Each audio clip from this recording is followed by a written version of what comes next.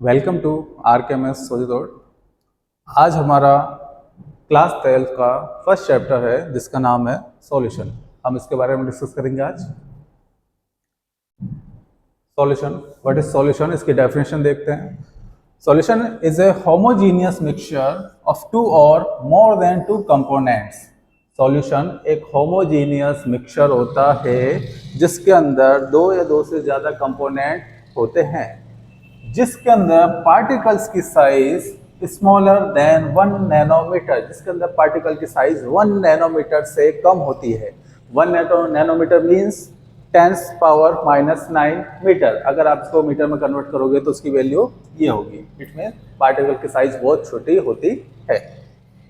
Example, sugar in water, salt in water. Sugar को water में mix कर दिया जाए तो वो एक सॉल्यूशन का काम करता है, या फिर सॉल्ट को वाटर में मिक्स कर दिया जाए तो भी वो एक सॉल्यूशन होता है। Solution have two components, one is solvent and the other is solute. Solution के कंपोनेंट्स की बात करें तो उसके अंदर दो कंपोनेंट्स होते हैं, first is solute and second is solvent. Solute और सॉल्वेंट क्या होते हैं? Solvent in present in major proportion compare to the solute. दोनों कंपोनेंट्स में से सॉल्वेंट की क्वांटिटी सॉल्यूट के कंपेयर में ज़्यादा होती है और सॉल्यूट की क्वांटिटी सॉल्वेंट के कंपेयर में लेस होती है, कम होती है। The amount of solute is lesser than the solvent. The solute and solvent can be in any state of matter, solid, liquid और गैस। सॉलिड और सॉल्वेंट में अगर बात करें तो वो किसी भी फेज में हो सकते हैं, वो चाहे सॉलिड हो, चाहे लिक्विड हो, चाहे गैस हो। इट मीन सॉलिड भी सॉलिड लिक्विड गैस में जा सकता है एंड सॉल्वेंट भी उसके जैसे ही सॉलिड लिक्विड गैस में जा सकता है। Types of solution, types of solution की बात करते हैं तो यहाँ हम इसको दो कैटेगरीज में डिवाइड करेंगे। सबसे पहले कैटेगरीज है on the basis of quantity of solute in the solution. Solute की क्वांटिटी के बेस पर सॉल्यूशन में उसकी कितनी क्वांटिटी है। फर्स्ट है आपके अनसैचुरेटेड। अनसैचुरेटेड सॉल्यूशन क्या होता है? The solution in which still we can add more solute at the given temperature is called an unsaturated solution. ऐसा सॉल्यूशन जिसके अंदर आप सॉल्यूट और ज़्यादा मिला सकते हो, अगर हम एक टेम्परेचर फिक्स कर दें, दिया गए टेम्परेचर पर आप जितना उसमें सॉल्यूट और ज़्यादा उसमें मिला सकते हो, वो कहलाता है आपके unsaturated solution. It mean solute और एक्स्ट्रा आप उसमें डाल सकते हो, उस पर सॉल्यूशन पे कोई इफेक्ट नहीं पड़ेगा। Second is saturated solution. Saturated solution क्या होता है? The solution in which we cannot dissolve more solute in the solvent at a given temperature।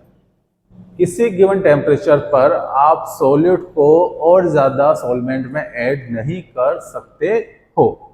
It means आप और ज़्यादा सॉल्यूट को उसमें नहीं मिला सकते हो अगर आपको एक गिवन टेम्परेचर दे दिया जाए।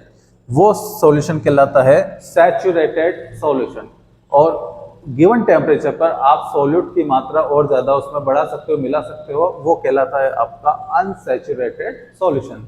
तो ये था on the basis of quantity of solute in a solution, जिसके बेसिस पे दो टाइप्स हैं, unsaturated and saturated. Second category है on the basis of the amount of solvent at. Solvent की क्वांटिटी के बेसिस पे अगर आप सॉल्यूशन को डिवाइड करते हो तो यहाँ पे भी आपके दो टाइप्स हैं। फर्स्ट है कंसंट्रेटेड सॉल्यूशन। कंसंट्रेटेड सॉल्यूशन क्या होता है? The solution in which solute is present in large quantity is called a concentrated solution.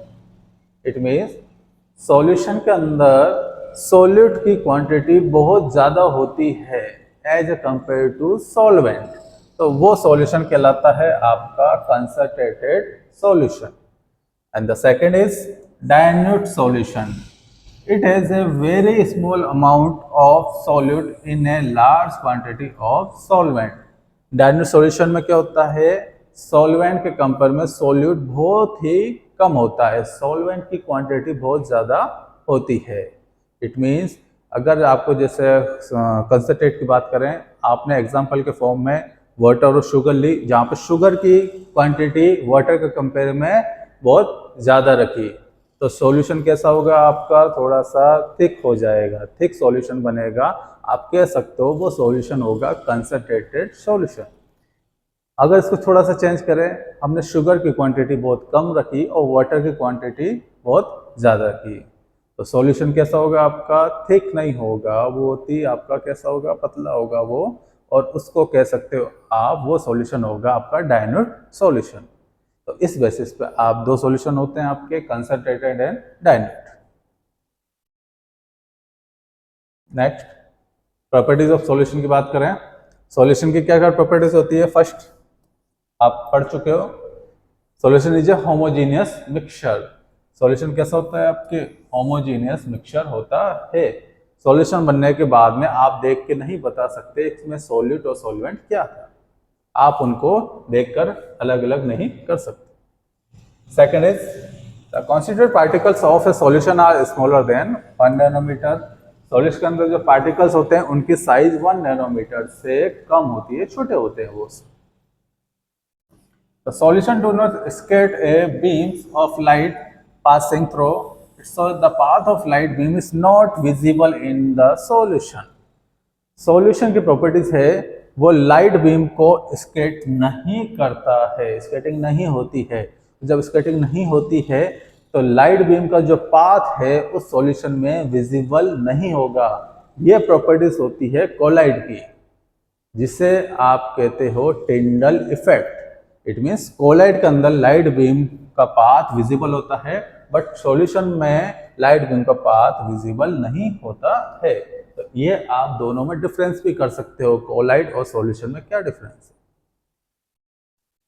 Next, solid particles can not be separated by filtration. जैसे कि बताया है इनकी साइज बहुत ही स्मॉल होती है, तो आप इनको नॉर्मली जो प्रोसेस होता है अलग करने का, फिल्ट्रेशन से आप इनको अलग नहीं कर सकते हो, क्योंकि ये होमोजेनियस मिक्सचर होता है, पार्टिकल्स की साइज बहुत स्मॉल होती है, तो इन्हें फिल्ट्रेशन से सेपरेट नहीं किया जा सकता है। This is the property of solution. Next हमारा टॉपिक है कंसंट्रेशन ऑफ सॉल्यूशन। सॉल्यूशन की कंसंट्रेशन की बात करेंगे, उनके मेथड की बात करेंगे कि सॉल्यूशन की कंसंट्रेशन को किस किस वे में आप शो कर सकते हो।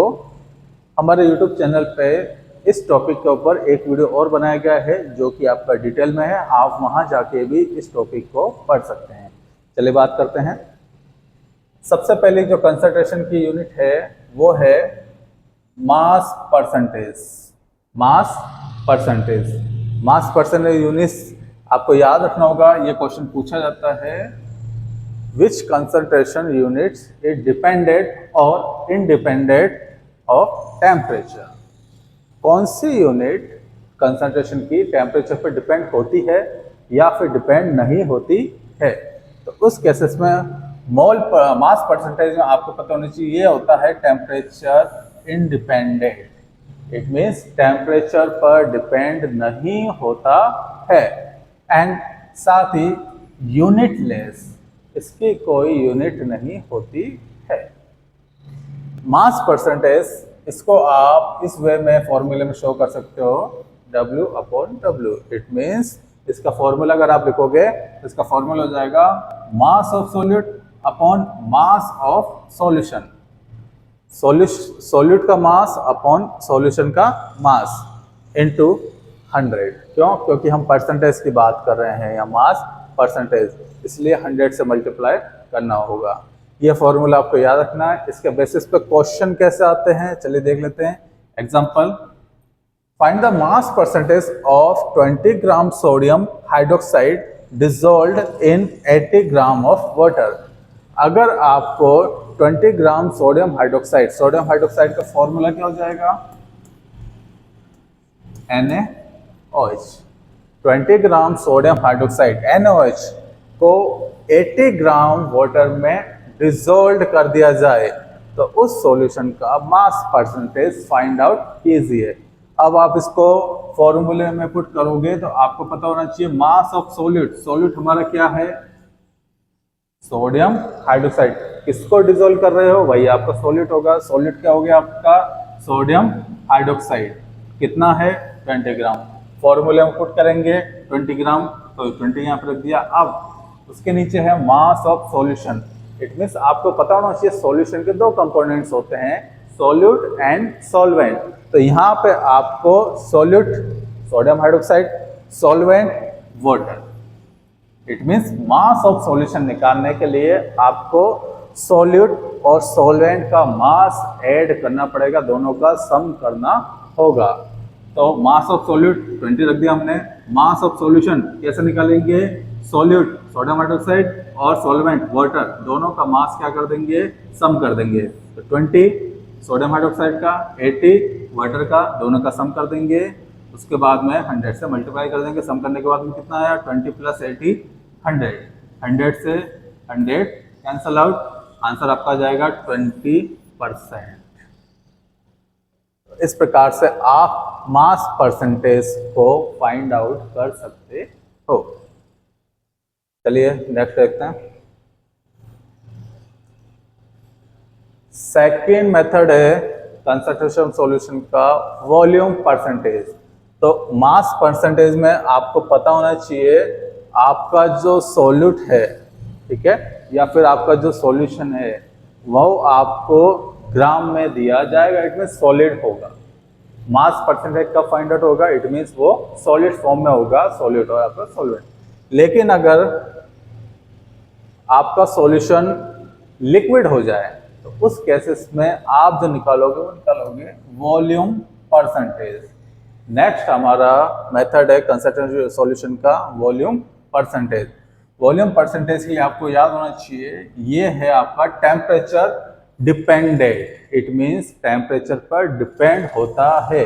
टेम्परेचर को अगर चेंज किया जाएगा तो इसके ऊपर इफेक्ट होगा, इसमें जो यूनिट है वो आपके आगे पीछे चेंज हो सकती है। इसका फॉर्मूला वॉल्यूम परसेंटेज का आप इसको डिनोट कर सकते हो V/V percentage. It means volume of solute upon volume of solution.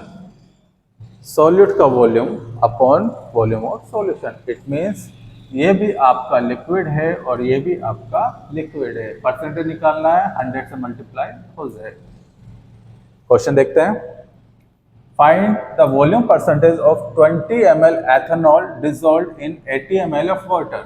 Solute 20 ml ethanol, ये हो जाएगा आपका सॉल्यूट, लिक्विड है, एंड 80 ml ऑफ वाटर, ये हो जाएगा आपका सॉल्वेंट। इट मीन्स दोनों फेज आपकी लिक्विड है। कैसे फाइंड आउट करोगे, फॉर्मूले में वैल्यूज पुटअप करोगे। वॉल्यूम ऑफ सॉल्यूट कितना देर का है, एथेनॉल आपका 20 ml, यहाँ 20 रख दिया। उसके नीचे कितना देर का वॉल्यूम ऑफ सॉल्यूशन। अब देखो ये आपका सॉल्वेंट है, सॉल्यूशन का वॉल्यूम कैसे निकालोगे आप, सेम वही सॉल्यूट प्लस सॉल्वेंट, दोनों को ऐड कर देंगे। सॉल्यूट का होगा 20 ml और सॉल्वेंट का हो गया आपका 80 ml। 20 + 80 सेम जैसा हमने पहले किया था क्वेश्चन में, 100 हो जाएगा। 100 से 100 का आपका कैंसिल आउट हो जाएगा, तो ये आ जाएगा आपका 20%। ठीक है, मेथड सेम मेथड है, मास परसेंटेज के जैसे ही है, बट आपको यहाँ पे ध्यान रखना होगा ये जो यूनिट है वो आपके ml में दी जाएगी। इट मीन्स ये लिक्विड है। नेक्स्ट देखते हैं। थर्ड है आपका मास बाय वॉल्यूम परसेंटेज।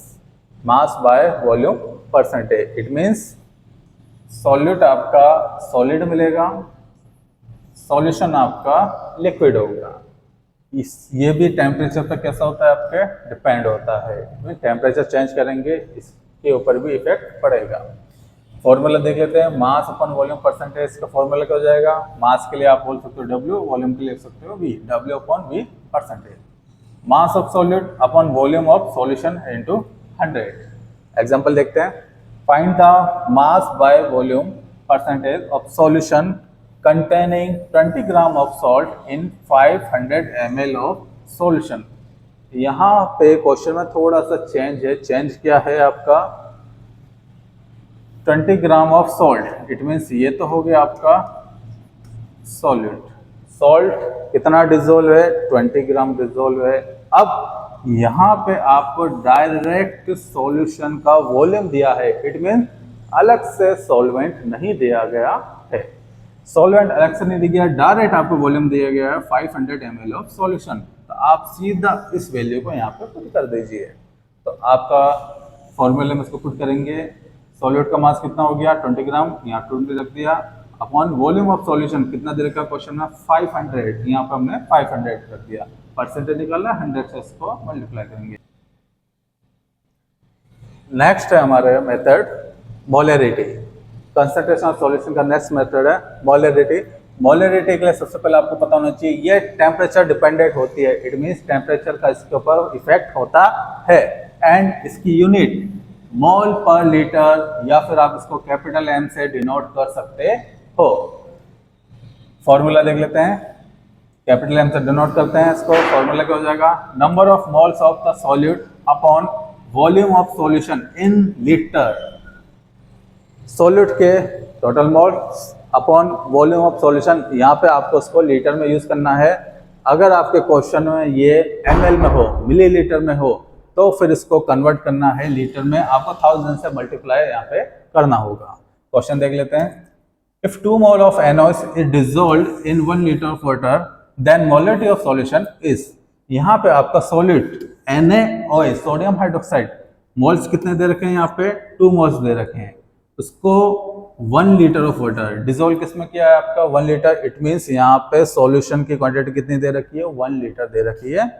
तो इस सॉल्यूशन की मोलरिटी क्या होगी, आपने फॉर्मूला पुट किया, number of moles of solute question में कितने दे रखे हैं आपके 2 मोल, यहाँ पर आपने 2 को पुट किया। उसके बाद नीचे आपने वॉल्यूम ऑफ सॉल्यूशन कितना है क्वेश्चन में 1 लीटर, 2/1। अगर ये आपकी वैल्यू मिलीलीटर ml में हो तो आपको इसको लीटर में कन्वर्ट करना है, 1000 से मल्टीप्लाई करना, नहीं तो लीटर में हो तो डायरेक्ट इसको पुट कर दीजिए। 2/1 डिवाइड करेंगे, आपका आंसर आ जाएगा 2 मोल पर लीटर। मोलरिटी की यूनिट मोल पर लीटर, या फिर आप इसको डायरेक्ट 2 m भी लिख सकते हो। तो ये आपका आंसर आ जाएगा।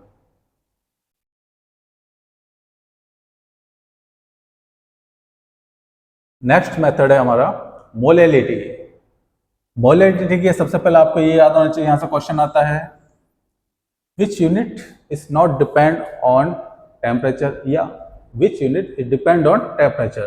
तो मोलैलिटी टेम्परेचर इंडिपेंडेंट होती है, टेम्परेचर पर डिपेंड नहीं करती है। तो अगर यह क्वेश्चन आता है तो आपका आंसर होगा यहाँ पे मोलैलिटी।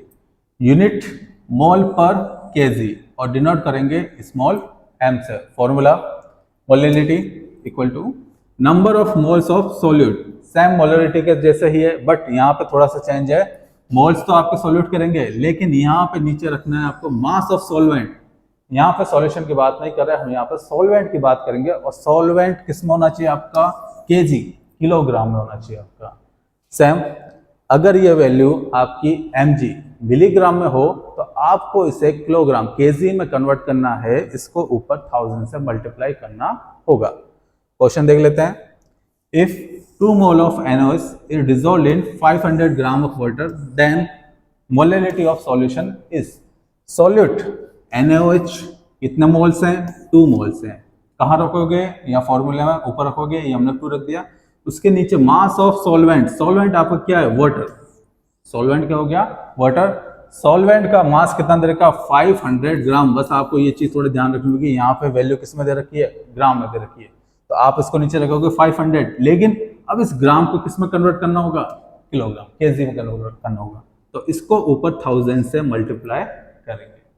अब कैलकुलेशन कर लीजिए, ये 2 टाइम्स और 2 और 2 मल्टीप्लाई करेंगे, 22 आपका हो गया 4 मोल पर केजी, या इसको आप डायरेक्ट लिख सकते हो 4 m स्मॉल है।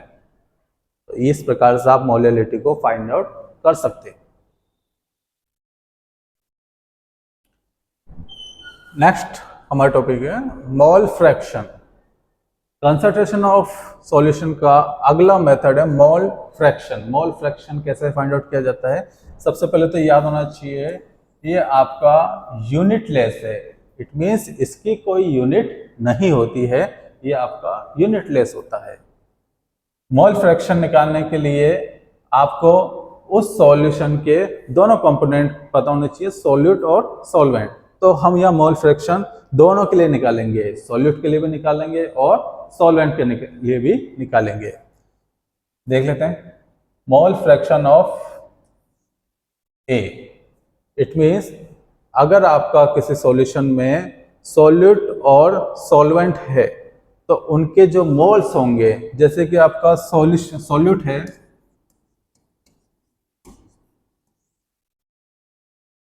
उसको मान लेते हैं ए, सॉल्वेंट है उसको हम सपोज कर लेते हैं बी, डिनोट कर रहे हैं उसको। तो अब सॉल्यूशन के लिए मोल फ्रैक्शन कैसे निकालेंगे? सबसे पहले हम निकालेंगे सॉल्यूट के लिए। ए सपोज के लिए हमने सॉल्यूट है तो मोल फ्रैक्शन ऑफ ए या फिर मोल फ्रैक्शन ऑफ सॉल्यूट, तो उसका फॉर्मूला आ जाएगा number of moles of A. It means आप इसको कह सकते हो सॉल्यूट के moles upon number of moles of solution. Solution के मोल्स कैसे निकालेंगे? तो इट मीन सॉल्यूशन के मोल कैसे होंगे आपके? Solute plus solvent. तो number of moles of solute को हम अगर डिनोट करें तो हम इसको डिनोट कर सकते हैं यहाँ पे Na upon number of moles of solution. Solution के दोनों component solute and solvent. Solute के मोल कैसे लिखे हमने? Na, और सॉल्वेंट को किससे डिनोट कर रहे हैं हम? B से। तो सॉल्वेंट के लिए हो जाएगा NB। तो मोल फ्रैक्शन ऑफ ए या फिर मोल फ्रैक्शन ऑफ सॉल्यूट, उसका फॉर्मूला हो जाएगा सॉल्यूट के moles upon number of moles of solution. इसी प्रकार अगर मोल फ्रैक्शन ऑफ बी हमने जैसे ले लिया हमारा सॉल्वेंट, उसके लिए मोल फ्रैक्शन आपको निकालना हुआ, सेम वही फॉर्मूला आएगा। इस बार हम ऊपर रखेंगे सॉल्वेंट का, number of moles of B हमारा क्या हो गया? सॉल्वेंट। नीचे number of moles of solution, तो उसके लिए हम कैसे डिनोट कर रहे हैं? NB। सॉल्यूट के लिए लिख रहे हैं Na प्लस NB। तो इस प्रकार सॉल्यूट और सॉल्वेंट के लिए अलग अलग ये मोल फ्रैक्शन को आप निकाल सकते हो। अगर पूरे सॉल्यूशन के लिए बात की जाए तो पूरे सॉल्यूशन के लिए जो मोल फ्रैक्शन है वो होती है आपके लिए, उसकी वैल्यू 1। इट मीन्स अगर आप सॉल्यूट का मोल फ्रैक्शन और सॉल्वेंट का मोल फ्रैक्शन अगर दोनों को सम कर दोगे, ऐड कर दोगे, तो the sum of mole fraction of all components always equal to 1। It means solution के लिए मोल फ्रैक्शन 1 से ज्यादा नहीं होगा, वो 1 ही होगा। दोनों को ऐड करोगे तो उसकी वैल्यू आनी चाहिए आपके पास 1। नेक्स्ट मेथड है पार्ट्स पर मिलियन, जिसे हम शॉर्ट फॉर्म में कहते हैं ppm। कैसे निकालेंगे इसको? सबसे पहले आपको पता होना चाहिए क्या होता है ये डेफिनेशन इसकी। पार्ट्स पर मिलियन और ppm is a unit measure of dissolved solid in a solution in terms of ratio between the number of parts of solid to a million parts of total volume. अगर ऐसा solution जिसमें solute की quantity बहुत ही ज़्यादा कम है और solvent की quantity बहुत ज़्यादा है, इट मीन्स उसको कंपेयर करें तो वो लाखों में कम होता है, दोनों का रेशियो कितना ज़्यादा आपके? लाखों में है। तो उस कंडीशन में जो यूनिट है कंसंट्रेशन की, उसमें ppm को यूज़ किया जाता है, पार्ट्स पर मिलियन। मिलियन में उसका कितना पार्ट है सॉल्यूट का, तो वहाँ पे ppm को यूज़ किया जाता है। एग्जाम्पल की बात करें, जैसे कि 1 मिलीग्राम सॉल्यूट पर litre of solution. 1 litre solution के अंदर 1 mg सॉल्यूट, 1 मिलीग्राम सॉल्यूट को अगर उसके कंपेयर में बहुत ही लेस है तो उस कंडीशन में ppm को यूज़ किया जाएगा। 1 लीटर में आप 1 mg सॉल्यूट को अगर ऐड करोगे, सॉल्यूशन बनाओगे, तो उस समय जो इसकी यूनिट होगी वो ppm में मेजर की जाएगी। ppm फॉर्मूला हो गया आपका mass of solute upon mass of solution into 10 power 6। Power 6 क्यों लगाया? क्योंकि बात किसकी हो रही है? यहाँ पे मिलियन की बात हो रही है, मिलियन की बात हो रही है। उसका अकॉर्डिंग इसको किससे मल्टीप्लाई करेंगे? 10 पावर 6 से इसको मल्टीप्लाई करेंगे। जैसे कि वाटर के अंदर आपके फ्लोराइड को मेजर किया जाता है तो वो किस में किया जाता है? ppm में। ppm में उसकी यूनिट नोट की जाती है। तो ये था हमारा कंसंट्रेशन ऑफ सॉल्यूशन के अलग अलग मेथड। अब हमारा टॉपिक है Henry's law. What is Henry's law? Henry नामक साइंटिस्ट ने अपना एक लॉ दिया था जिसमें बताया था the amount of gas that is dissolved in a liquid is directly proportional to the partial pressure of that gas above the liquid when the temperature is kept constant। अगर temperature को constant रख दिया जाता है तो किसी gas को जब किसी लिक्विड में डिसोल्व किया जाता है तो वो डिसोल्व होने की जो क्वांटिटी या डिसोल्व होने की क्वांटिटी प्रोपोर्शनल होती है पार्शियल प्रेशर के ऊपर, जो कि उस गैस के ऊपर लिक्विड द्वारा लगाया जाता है। इट मीन्स आप कह सकते हो पार्शियल प्रेशर उस गैस के कंसंट्रेशन के प्रोपोर्शनल होता है। It means P proportional to C। और यहाँ से जब इसको आप हटाओगे प्रोपोर्शनल को तो एक कांस्टेंट आ जाएगा। कांस्टेंट है हमारा KH, जिसे कहते हैं हेनरी कांस्टेंट। तो वो यहाँ पे वैल्यू आ जाएगी, आपका फॉर्मूला बन जाएगा ये। तो हेनरी ने अपना एक फॉर्मूला दिया था जिसके अंदर आपका P क्या हो गया? पार्शियल प्रेशर ऑफ गैस जो लिक्विड के ऊपर लगाया जा रहा है। C आपका concentration of solution, concentration of dissolved gas, and K आपका हो जाएगा Henry law constant of gas.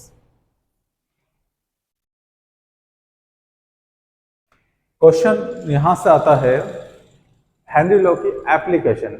Henry law की एप्लीकेशन क्या क्या हो सकती है? सबसे पहले है हेनरी लॉ का use in packaging of soda cans. Soda water bottle are always packed under higher pressure to increase the solubility of CO2 gas.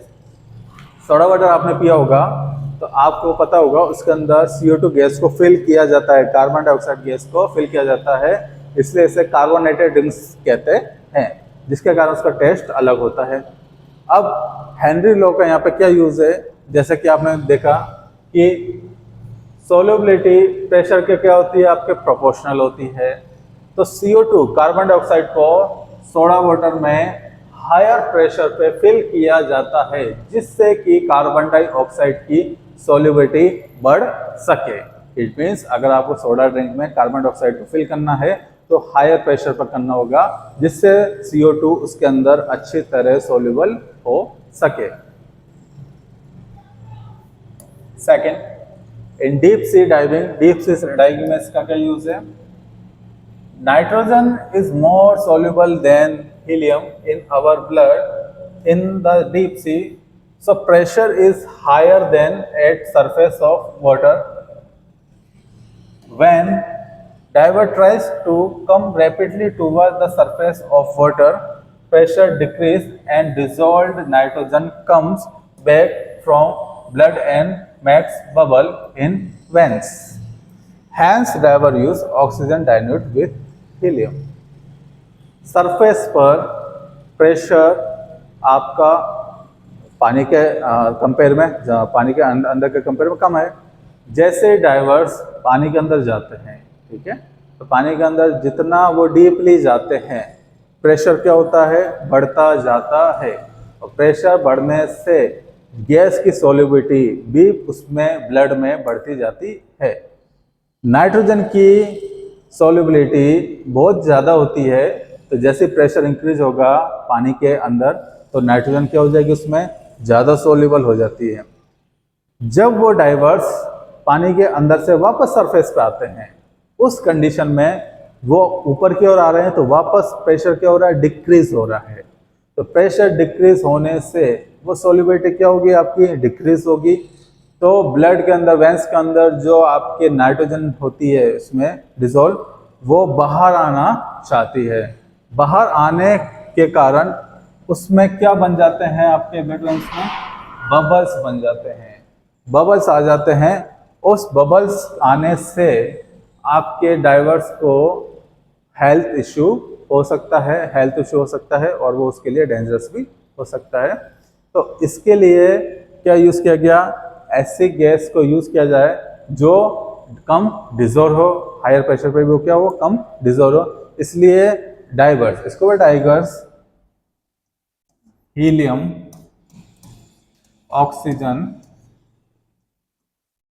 और नाइट्रोजन, इन गैसों का मिक्सचर अपने टैंक में यूज करते हैं, क्योंकि इसके कंपेयर में इसकी सोल्युबिलिटी क्या होती है, हीलियम की, कम होती है। इट मींस वो तीनों गैसों का मिक्सचर अपने टैंक में लेकर जाते हैं, जिससे उनको कोई हेल्थ इश्यू ना हो।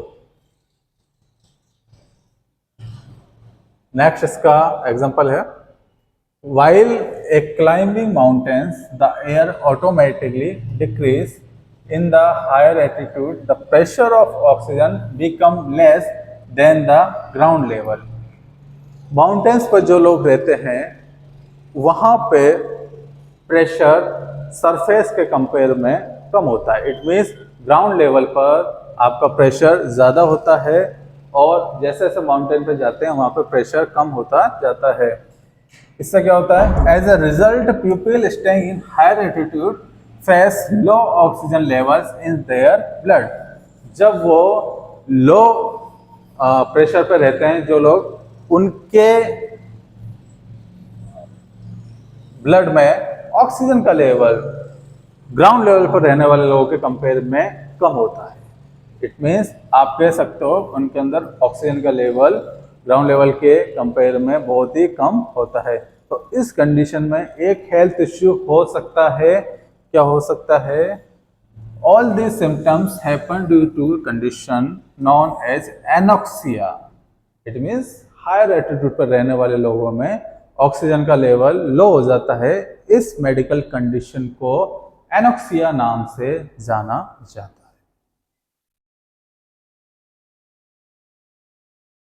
आधा चैप्टर भी नहीं हुआ है तुम्हें।